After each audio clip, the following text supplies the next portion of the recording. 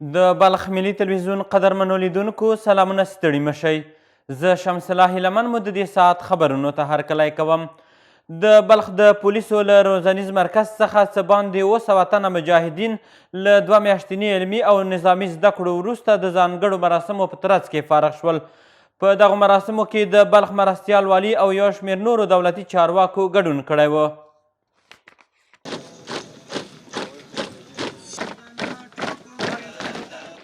د دغه سرتیرو شمېر چې 715 تنو ته رسیږي له 2 میاشتنیو عملي او نظري زده کړو وروسته د پولیسو په دې ښوونیز مرکز کې د ځانګړو مراسمو په ترڅ کې هیوادوالو ته د خدمت کولو ژمنه کوي.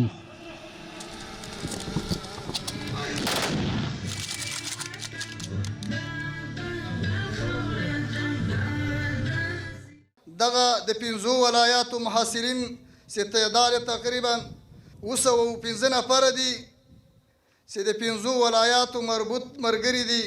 دلته موږ سره 2 میاشتو دوره وکړله. الحمدلله په ښه معیار سره د استادانو د ښه استعداد لاندې او د ښه نظارت لاندې دوره ترسره ورسوله. په همدې حال کې د بلخ مرستیال والي د نظام په لیکو کې د ځوانانو رول مهم وښود او له نورو مجاهدینو هم وغوښتل چې د نظام د ثبات ساتلو لپاره مسلکي نظامي زده کړې ترلاسه کړي. این نظام اسلامی همچنان جوانان میخواه که همچنان مجاهدین مخلص را میخواه، همچنان علما را میخواه که این نظام اسلامی را قایم دائم ساختن، نظام اسلامی را تحکیم و مستحکم کردن زحمت میخواه و همچنان آموزش میخواه و همچنان اعداد میخواه. هر نوعی که ما کوشش بکنیم که همین نظام اسلامی را قایم دائم بسازیم و همچنان زحمت میخواه. په همدې حال کې دغه شپږمه دوره فارغو سرتیرو ژمنه وکړه چې د دین او هیواد د ساتنې لپاره به سرونه نه دریغوي. ما با مدت 2 ماه که آمدیم اینجا نیازهایی که داشتیم با اینجا الحمدلله تدریس شدیم. از نگاه معسکرات بود، از نگاه تعلیمات بود، از نگاه عقیدتی بود، از همه اموراتش با اینجا آمیر صاحب تدریسی هست پلان گرفته بودن، ما را الحمدلله تدریس دادن. با عنوان یک سرباز امارت اسلامی تعهد میکنیم که به افغانستان به ملت افغانستان خدمت میکنیم. د یادونې وړ ده په دغه زده کړو کې یادو مجاهدینو د مخابرې، ماین، د پیښو ځای بررسي، عقیدتي او اولیه مرستو په برخه کې منځمهاله مسلکي زده کړې ترلاسه کړي. افغانستان اسلامي امارت ته صادقانه خدمت کوو. د بلخ ولایت د عامې روغتیا ریاست چارواکو په تیرو 2 کلونو کې د 150 ټنه بې کیفیته او تاریخ تیرو درملو د له منځه وړلو خبر ورکړی او له روغتیایي مرکزونو او درمل پلورونکو څخه یې غوښتنه کړې چې د درملو کیفیت او وخت ته د جدي پاملرنه وکړي.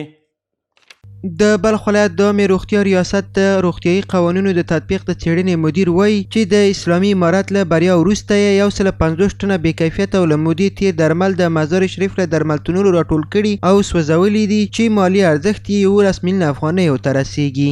الحمدلله د فتوحاتو نه بعد د امارت اسلامي د راتګ سره سم زمونږ ټیم د بررسي د قوانین صحي تقریبا په 2 کالو کې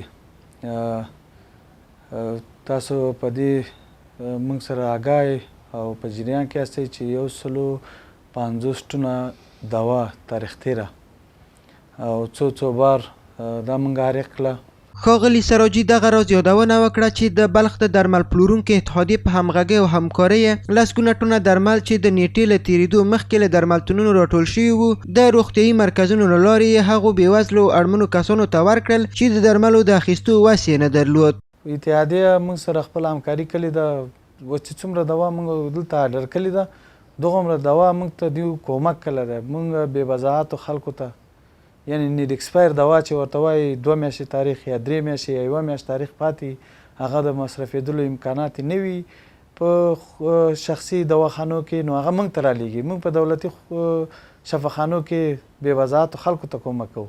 دا په داسې حال کې ده چې په وروستیو ورځو کې 15 ټنه بې کیفیته او له مودې تېر درمل راټول شوي او سوځول شوي چې مالي ارزښت یې تر 6 میلیونه افغانیو رسیږي. د بلخ ولایت د اطلاعاتو او کلتور ریاست لخوا د ګرځندوی نړیواله ورځ ولمانځل شوه. د دې ریاست مسؤلین وایي چې د اسلامي امارت له حاکمیت را په دې خوا ډیرو بهرنیو او کورنیو سیلانیانو د دغه ولایت له تاریخي ځایونو او ښایسته طبیعت څخه لیدنه کړې.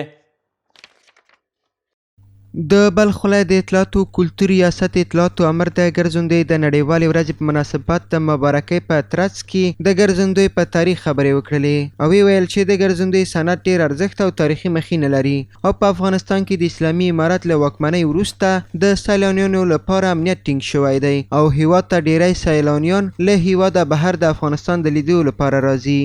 برای کار آمدن نظام امارت اسلامی افغانستان که امنیت انشاءالله 100% تامین است، زمینه سازی خیلی مهم و اساسی برای صنعت گردشگری در افغانستان مهیا است.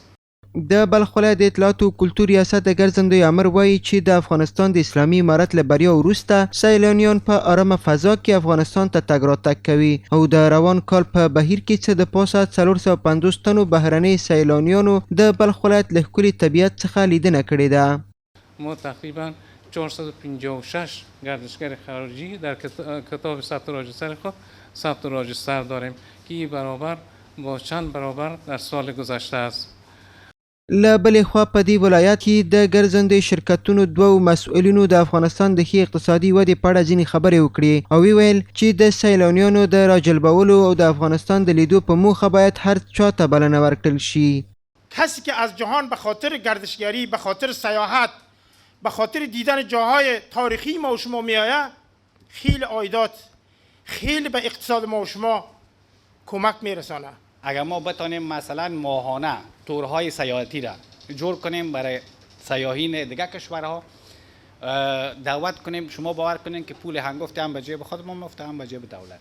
په پای کې د ګل تباهي په نوم لنډ فلم هم حاضرینو ته وښودل شو چې د لیدونکو د پام وړ و. د بلخ ولایت د اطلاعاتو کلتور ریاست لخوا د ګل تباهي فلم ډایرکټر حاجي ګل آغا خلقیار او یاسین رسولي د یاد فلم منظورګر ته ستاینلیکونه ورکړل شول. د یادولو وړ ده چې په افغانستان کې د اسلامي امارت واکمنۍ سره سم ګڼ شمېر سیلانیانو د دې هیواد له ځینو ولایاتو له ښکلي طبیعت څخه لیدنه کړې ده. د بلخ ملي تلویزیون قدرمنو لیدونکو دا و د دې مهال خبرونه تر بیا مو العمل ښې چارې.